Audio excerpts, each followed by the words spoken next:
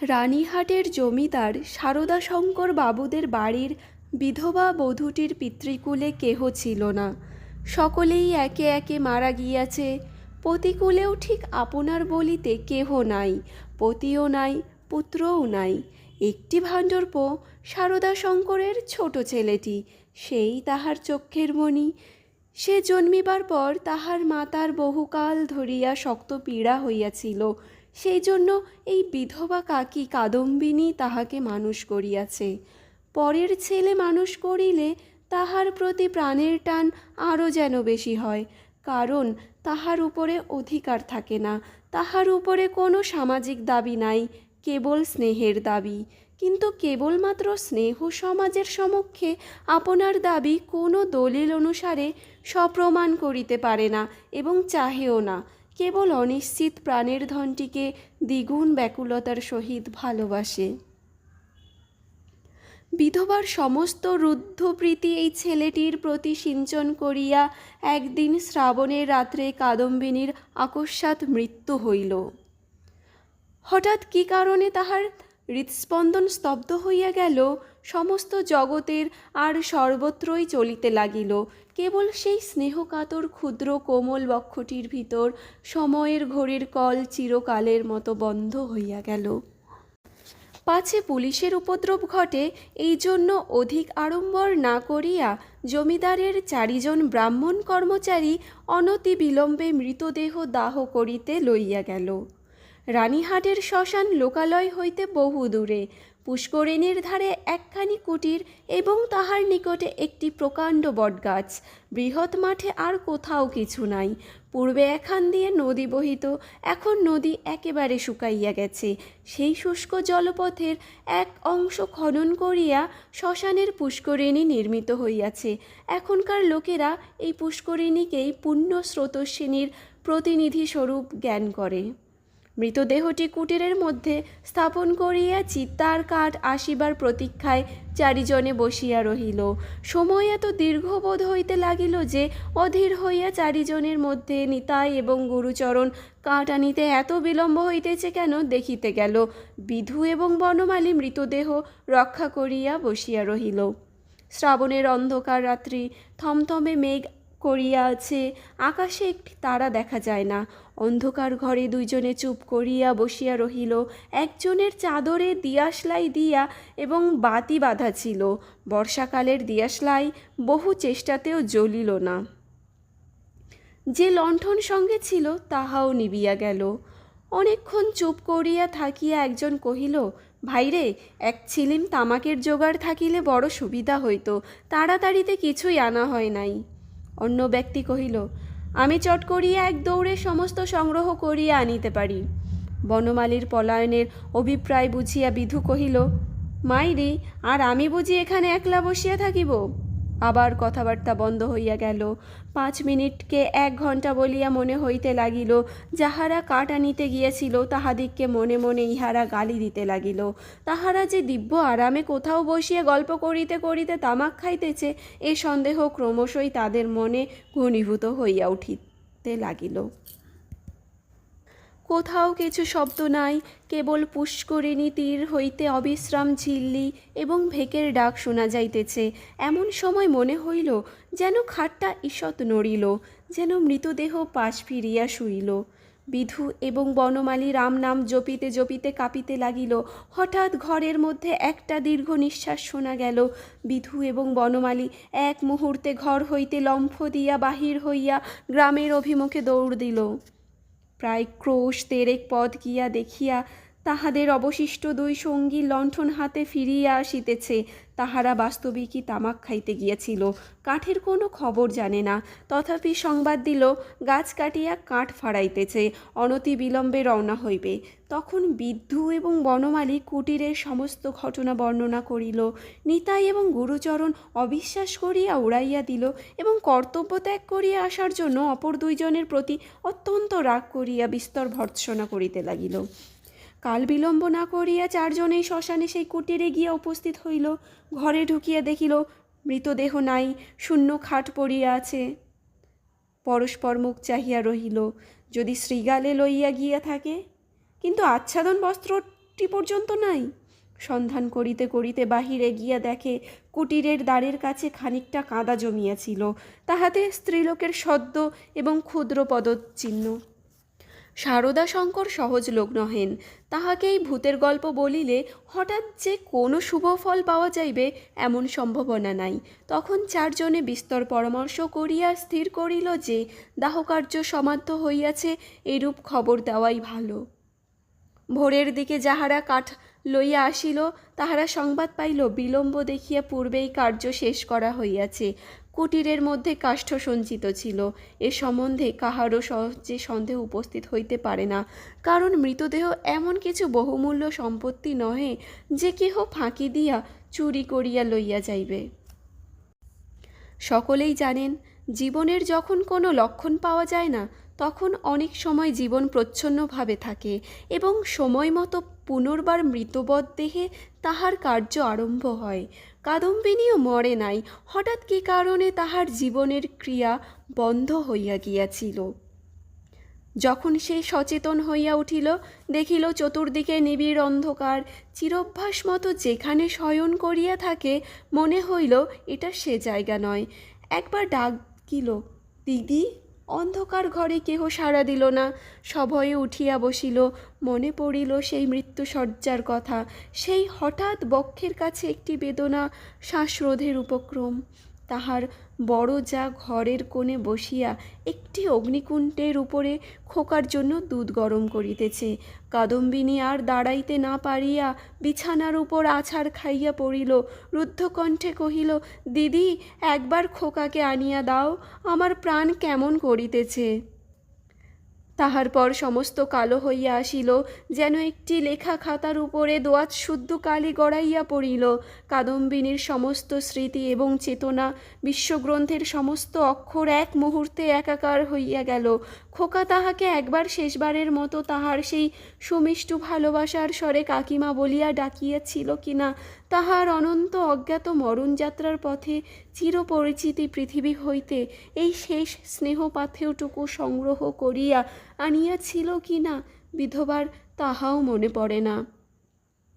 প্রথমে মনে হইল জমালয় বুঝি এইরূপ চিরনির্জন এবং চিরান্ধকার, সেখানে কিছুই দেখিবার নাই, শুনিবার নাই, কাজ করিবার নাই, কেবল চিরকাল এই রূপ উঠিয়া জাগিয়া বসিয়া থাকিতে হইবে। তাহার পর যখন মুক্তদ্বার দিয়া হঠাৎ একটা ঠান্ডা বাদলার বাতাস দিল এবং বর্ষার ভেকের ডাক কানে প্রবেশ করিল, তখন এক মুহূর্তে তাহার এই স্বল্প জীবনের অশৈশব সমস্ত বর্ষার স্মৃতি ঘনীভূতভাবে তাহার মনে উদয় হইল এবং পৃথিবীর নিকট সংস্পর্শ সে অনুভব করিতে পারিল। একবার বিদ্যুৎ চমকিয়া উঠিল। সম্মুখে পুষ্করিণী, বটগাছ, বৃহৎ মাঠ এবং সুদূর তরুশ্রেণী এক পলকে চোখে পড়িল। মনে পড়িল সেই সময়ে এই শ্মশানে মৃতদেহ দেখিয়া মৃত্যুকে কি ভয়ানক মনে হইত।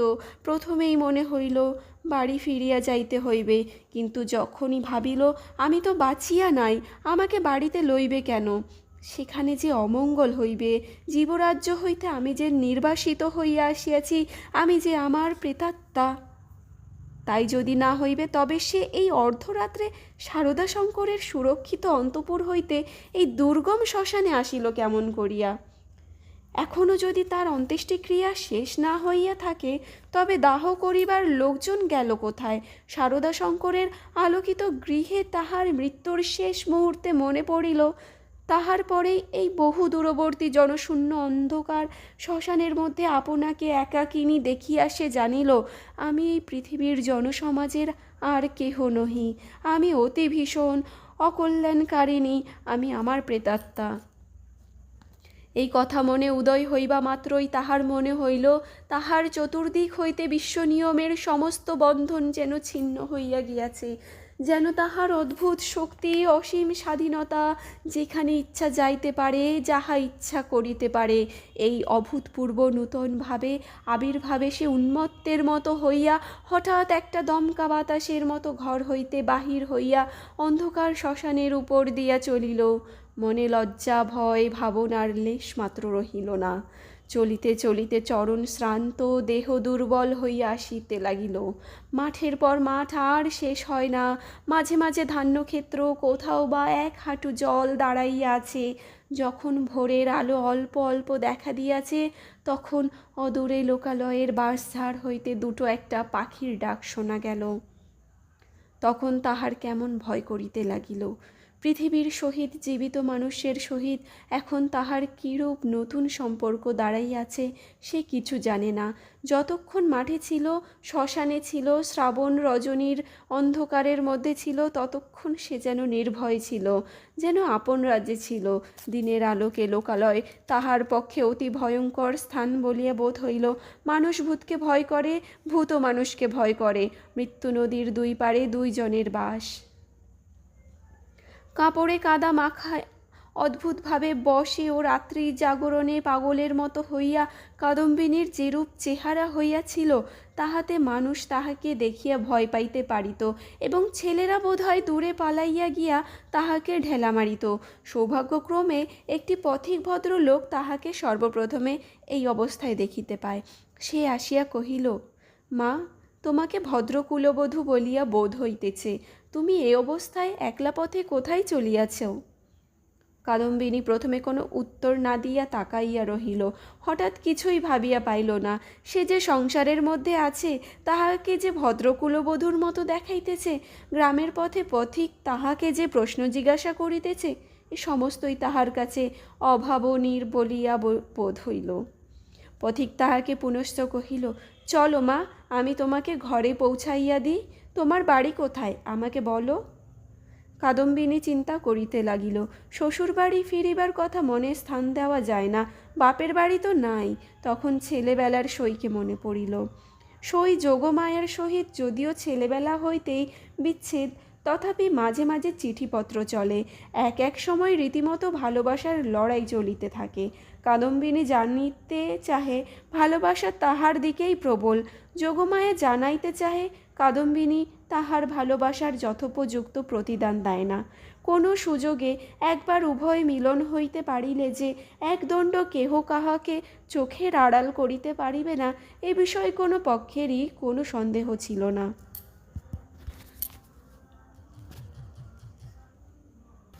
কাদম্বিনী ভদ্রলোকটিকে কহিল, নিশিন্দাপুরে শ্রীপতিচরণ বাবুর বাড়ি যাইব। পথিক কলিকাতায় যাইতেছিলেন। নিশিন্দাপুর যদিও নিকটবর্তী নহে, তথাপি তাহার গম্যপথেই গড়ে। তিনি স্বয়ং বন্দোবস্ত করিয়া কাদম্বিনীকে শ্রীপতিচরণ বাবুর বাড়ি পৌঁছাইয়া দিলেন। দুই সইয়ে মিলন হইল। প্রথমে চিনিতে একটু বিলম্ব হইয়াছিল, তাহার পরে বাল্য সাদৃশ্য উভয়ের চক্ষে ক্রমশই পরিস্ফুট হইয়া উঠিল। যোগমায়া কহিল, ও মা, আমার কি ভাগ্য! তোমার যে দর্শন পাইব এমন তো আমার মনেই ছিল না। কিন্তু ভাই, তুমি কি করিয়া আসিলে? তোমার শ্বশুরবাড়ির লোকেরা যে তোমাকে ছাড়িয়া দিল। কাদম্বিনী চুপ করিয়া রহিল। অবশেষে কহিল, ভাই, শ্বশুরবাড়ির কথা আমাকে জিজ্ঞাসা করিও না। আমাকে দাসীর মতো বাড়ির এক প্রান্তের স্থান দিও, আমি তোমাদের কাজ করিয়া দিব। যোগমায়া কহিল, ও মা, সে কি কথা? দাসীর মতো থাকিবে কেন? তুমি আমার সই, তুমি আমার ইত্যাদি। এমন সময় শ্রীপতি ঘরে প্রবেশ করিল। কাদম্বিনী খানিকক্ষণ তাহার মুখের দিকে তাকাইতে ধীরে ধীরে ঘর হইতে বাহির হইয়া গেল। মাথায় কাপড় দেওয়া বা কোনরূপ সংকোচ বা সম্ভ্রমের লক্ষণ দেখা গেল না। পাছে তাহার সইয়ের বিরুদ্ধে শ্রীপতি কিছু মনে করে, এজন্য ব্যস্ত হইয়া যোগমায়া নানারূপে তাহাকে বুঝাইতে আরম্ভ করিল। কিন্তু এতই অল্প বুঝাইতে হইল এবং শ্রীপতি এত সহজে যোগমায়ার সমস্ত প্রস্তাবে অনুমোদন করিল যে যোগমায়া মনে মনে বিশেষ সন্তুষ্ট হইল না। কাদম্বিনীর সইয়ের বাড়িতে আসিল, কিন্তু সইয়ের সঙ্গে মিশিতে পারিল না। মাঝে মৃত্যুর ব্যবধান। আত্মসম্বন্ধে সর্বদা একটা সন্দেহ এবং চেতনা থাকিলে পরের সঙ্গে মেলা যায় না। কাদম্বিনী যোগমায়ার মুখের দিকে চায় এবং কি যেন ভাবে, মনে করে স্বামী এবং ঘরকন্যা লইয়া ও যেন বহু দূরে আর এক জগতে আছে। স্নেহ মমতা কর্তব্য লইয়া ও যেন পৃথিবীর লোক, আর আমি যেন শূন্য ছায়া। ও যেন অস্তিত্বের দেশে, আর আমি যেন অনন্তের মধ্যে। যোগমায়ারও কেমন কেমন লাগিল, কিছুই বুঝিতে পারিল না। স্ত্রীলোক রহস্য সহ্য করিতে পারে না, কারণ অনিশ্চিতকে লইয়া কবিত্ব করা যায়, বীরত্ব করা যায়, পাণ্ডিত্য করা যায়, কিন্তু ঘরকন্যা করা যায় না। এই জন্য স্ত্রীলোক যেটা বুঝিতে পারে না, হয় সেটার অস্তিত্ব বিলোপ করিয়া তাহার সহিত কোনো সম্পর্ক রাখে না, নয় তাহাকে স্বহস্তে নূতন মূর্তি দিয়া নিজের ব্যবহারযোগ্য একটি সামগ্রী গড়িয়া তোলে। যদি দুইয়ের কোনোটাই না পারে, তবে তাহার উপর ভারী রাগ করিতে থাকে। কাদম্বিনী যতই দুর্বোধ্য হইয়া উঠিল, যোগমায়া তাহার উপর ততই রাগ করিতে লাগিল। ভাবিল, এ কি উপদ্রবের স্কন্দের উপরে চাপিল। আবার আর এক বিপদ, কাদম্বিনী আপনাকে আপনি ভয় করে। সে নিজের কাজ হইতে নিজে কিছুতেই পলাইতে পারে না। তাহাদের ভূতের ভয় আছে, তাহারা আপনার পশ্চাৎ দিককে ভয় করে। যেখানে দৃষ্টি রাখিতে পারে না, সেইখানে ভয়। কিন্তু কাদম্বিনীর আপনার মধ্যে সর্বাপেক্ষা বেশি ভয়, বাহিরে তার ভয় নাই। এই জন্য বিজন দ্বিপ্রহরে সে একা ঘরে একদিন চিৎকার করিয়া উঠিত, এবং সন্ধ্যাবেলায় দীপলোকে আপনার ছায়া দেখিলে তাহার গা ছমছম করিতে থাকিত। তাহার এই ভয় দেখিয়া বাড়িশুদ্ধ লোক মনে কেমন একটা ভয় জন্মিয়া গেল। চাকরদাসীরা এবং যোগমায়াও যখন তখন যেখানে সেখানে ভূত দেখিতে আরম্ভ করিল। একদিন এমন হইল, কাদম্বিনী অর্ধরাত্রে আপনার শয়নগৃহ হইতে কাঁদিয়া বাহির হইয়া একেবারে যোগমায়ের গৃহদ্বারে আসিয়া কহিল, দিদি দিদি, তোমার দুটি পায়ে পড়ি গো, আমায় একলা ফেলিয়া রাখিও না। যোগমায়ার যেমন ভয়ও পাইল, তেমনি রাগও হইল। ইচ্ছা করিল তদ্দণ্ডাই কাদম্বিনীকে দূর করিয়া দেয়। দয়াপরবশ শ্রীপতি অনেক চেষ্টায় তাহাকে ঠান্ডা করিয়া পার্শ্ববর্তী গৃহে স্থান দিল। পরদিন অসময়ে অন্তঃপুরে শ্রীপতির তলব হইল। যোগমায়া তাহাকে আকস্মাৎ ভর্ৎসনা করিতে আরম্ভ করিল। হাগা, তুমি কেমন ধারা লোক! একজন মেয়ে মানুষ আপন শ্বশুর ঘর ছাড়িয়া তোমার ঘরে আসিয়া অধিষ্ঠান হইল, মাসখানেক হইয়া গেল, তবু যাইবার নাম করে না। আর তোমার মুখে যে একটি আপত্তি মাত্র শুনি না। তোমার মনের ভাবটা কি বুঝাইয়া বলো দেখি। তোমরা পুরুষ মানুষ এমনি জাতি বটে। বাস্তবিক সাধারণত স্ত্রীজাতির পরে পুরুষ মানুষের একটা নির্বিচার পক্ষপাত আছে, এবং সেজন্য স্ত্রীলোকেরাই তাহাদিগকে অধিক অপরাধী করে। নিঃসহায় অথচ সুন্দরী কাদম্বিনীর প্রতি স্ত্রীপতির কারণ যে যথোচিত মাত্রার চেয়ে কিঞ্চিত অধিক ছিল, তাহার বিরুদ্ধে তিনি যোগমায়ের গাত্র স্পর্শপূর্বক শপথ করিতে উদ্যত হইলেও তাহার ব্যবহারে তাহার প্রমাণ পাওয়া যাইত। তিনি মনে করিতেন, নিশ্চয়ই শ্বশুরবাড়ির লোকেরাই পুত্রহীনা বিধবার প্রতি অন্যায় অত্যাচার করিত, তাই নিতান্ত সহ্য করিতে না পারিয়া পলাইয়া কাদম্বিনী আমার আশ্রয় লইয়াছে। যখন ইহার বাপ মা কেহই নাই, তখন আমি ইহাকে কি করিয়া ত্যাগ করি, এই বলিয়া তিনি কোনরূপ সন্ধান লইতে ক্ষান্ত ছিলেন, এবং কাদম্বিনীকেও এই অপ্রীতিকর বিষয়ে প্রশ্ন করিয়া ব্যথিত করিতে তাহার প্রবৃত্তি হইত না।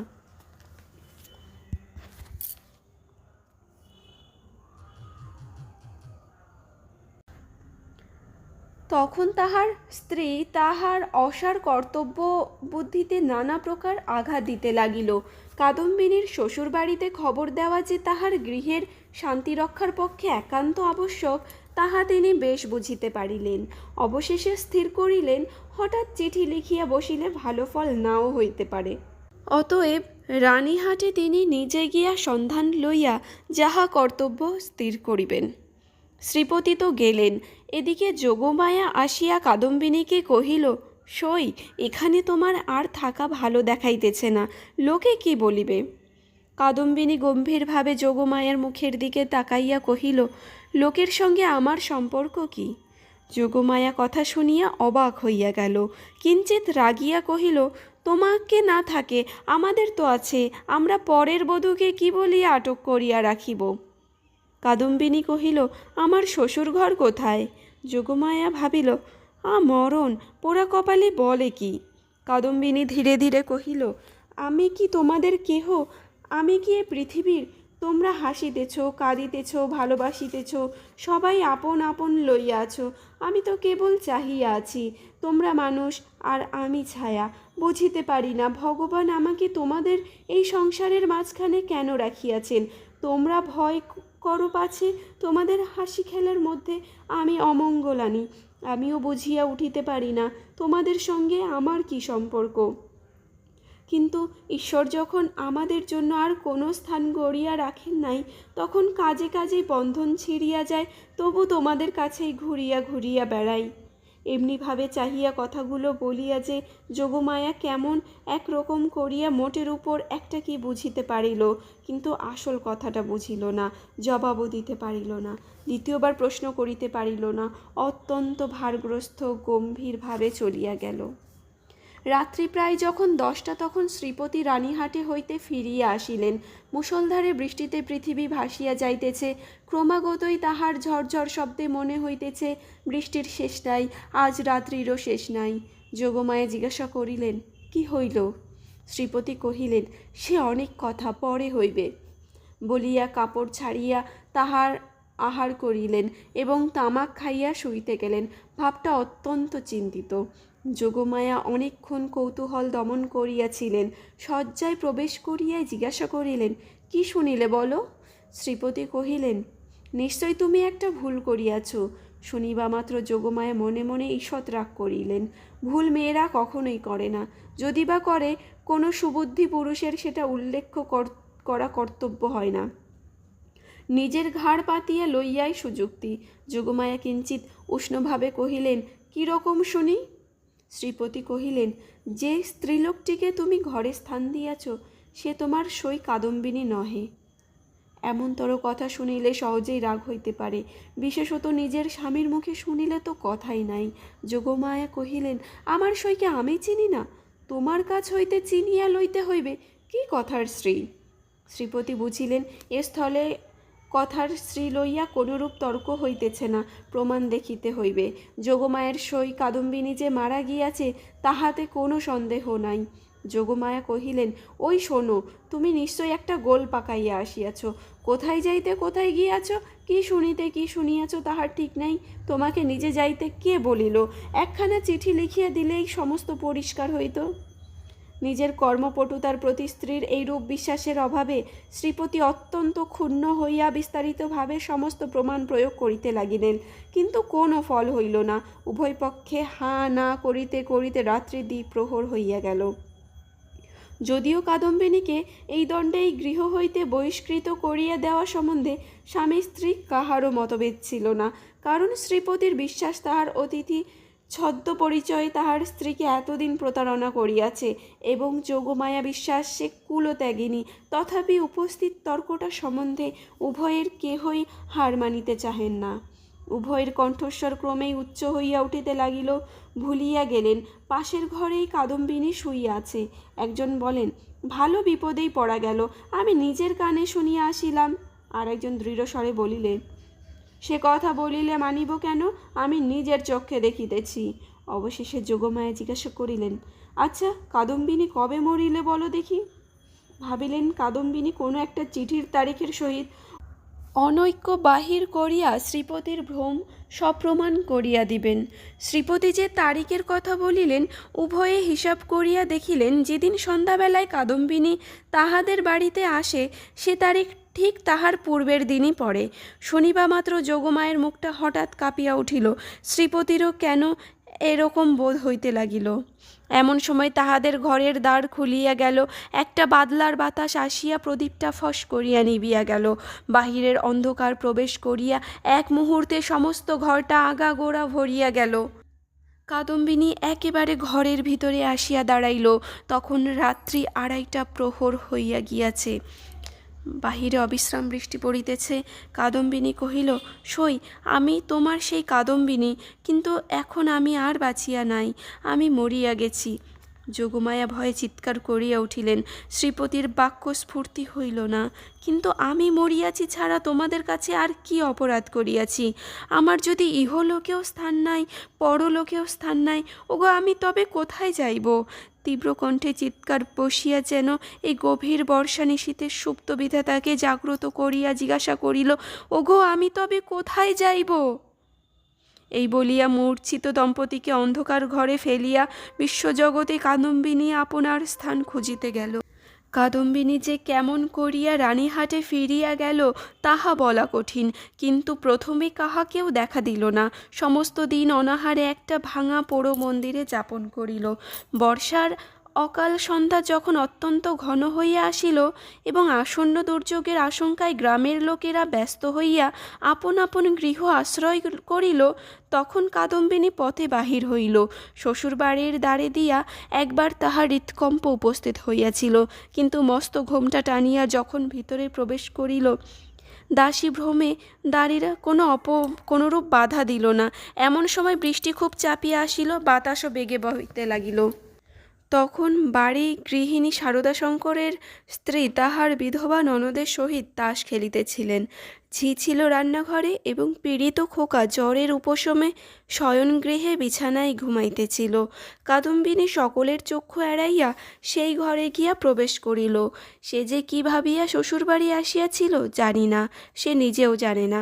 কেবল এইটুকু জানে যে একবার খোকাকে চক্ষে দেখিয়া যাইবার ইচ্ছা।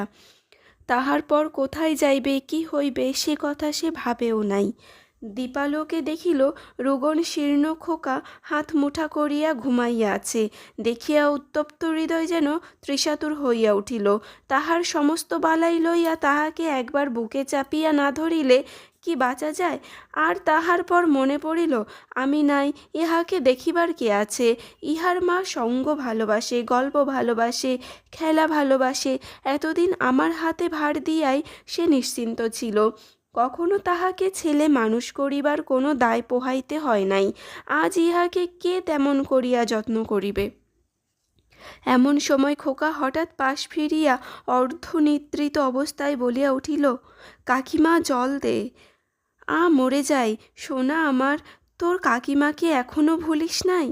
তাড়াতাড়ি কুজা হইতে জল পড়াইয়া লইয়া খোকাকে বুকের উপর তুলিয়া কাদম্বিনী তাহাকে জল পান করাইল। যতক্ষণ ঘুমের ঘোর ছিল, চির অভ্যাস মতো কাকিমার হাত হইতে জল খাইতে খোকার কিছুই আশ্চর্য বোধ হইল না। অবশেষে কাদম্বিনী যখন বহুকালের আকাঙ্ক্ষা মিটাইয়া তাহার মুখচুম্বন করিয়া তাহাকে আবার শুয়াইয়া দিল, তখন তাহার ঘুম ভাঙিয়া গেল এবং কাকিমাকে জড়াইয়া ধরিয়া জিজ্ঞাসা করিল, কাকিমা, তুই মরে গিয়েছিলি? কাকিমা কহিল, হা খোকা, আবার তুই খোকার কাছে ফিরে এসেছিস, আর তুই মরে যাবি নে? ইহার উত্তর দিবার পূর্বেই একটা গোল বাঁধিল। ঝি এক বাটি সাগু হাতে করিয়া ঘরে প্রবেশ করিয়াছিল। হঠাৎ বাটি ফেলিয়া মা গো বলিয়া আছাড় খাইয়া পড়িয়া গেল। চিৎকার শুনিয়া তাস ফেলিয়া গিন্নি ছুটিয়া আসিলেন। ঘরে ঢুকিতেই তিনি একেবারে কাঠের মতো হইয়া গেলেন। পলাইতেও পারিলেন না, মুখ দিয়ে একটি কথাও সারিল না। এই সকল ব্যাপার দেখিয়া খোকার মনে ভয়ের সঞ্চার হইল। সে কাঁদিয়া বলিয়া উঠিল, কাকিমা, তুই যা। কাদম্বিনী অনেক দিন পর আজ অনুভব করিয়াছে সে মরে নাই। সেই পুরাতন ঘরদ্বার, সেই সমস্ত, সেই খোকা, সেই স্নেহ তাহার পক্ষে সমান জীবন্তভাবেই আছে। মধ্যে কোনো বিচ্ছেদ, কোনো ব্যবধান জন্মায় নাই। সইয়ের বাড়ি গিয়া অনুভব করিয়াছিল বাল্যকালের সে সই মরিয়া গিয়াছে। খোকার ঘরে আসিয়া বুঝিতে পারিল খোকার কাকিমা তো এক তিলও মরে নাই।